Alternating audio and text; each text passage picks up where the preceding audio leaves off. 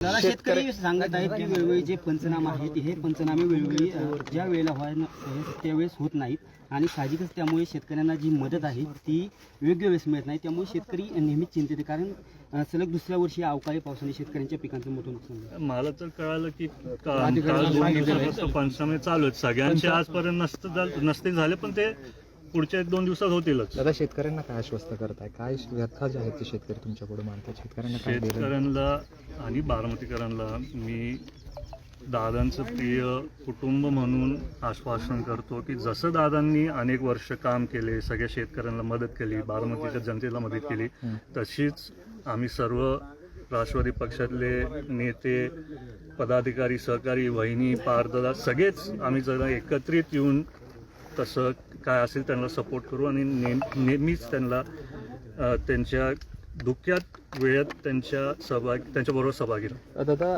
पोटनिवडणूक लागलेली आहे, कसं बघताय निवडणुकीकडे? बिनविरोध जे आहे ते आव्हान केलं होतं, पण सध्या परिस्थितीत तरी तशी परिस्थिती नसताना आपल्याला काय बघितलं असेल तर आजोबा म्हणजे पवार साहेबांचं पण एक बातमी आली की ते पण आग्रह करतायत बिनविरोध व्हायला पाहिजे. मला वाटतं की बारामतीकरांना सगळ्यांनाच वाटतं की ही निवडणूक बिनविरोध व्हायला पाहिजे, कारण दादांचे अनेक वर्षांपासून काम, प्रेम सगळ्यांना समोर दिसतंय आणि कसं हे एकदम दुःखातली गोष्ट आहे की ही निवडणूक आज आपल्या समोर आली आहे.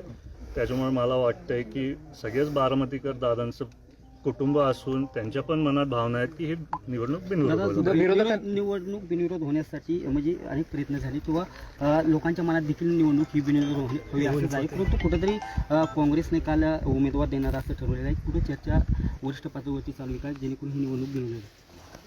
आता मला पण कालच कळालं की काँग्रेस म्हणजे नाही, आधी कळालं की काँग्रेस लढणार आहेत, पण त्यांनी त्यांचे उमेदवार नाही दिले. आज मला कळालं की आज संध्याकाळी देणार आहेत. तर तसे काही खूप घडामोडी होत आहेत.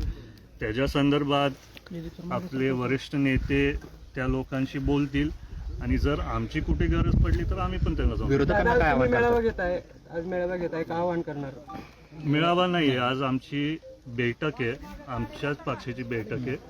ते आम्हाला काय दादा नसण्यापासून आज ही पहिली बैठक आहे आणि काय आपल्या पदाधिकारी, सहकारी, महाराष्ट्रातलेच काही आपले पक्षातले लोक असतील, त्यांचे काय भावना असतील ते समजून घ्यायला आज ही बैठक ठेवली आहे. माझे काय भावना असतील, मला त्यांच्याशी बोलायचं आहे म्हणून ही बैठक घेतली आहे.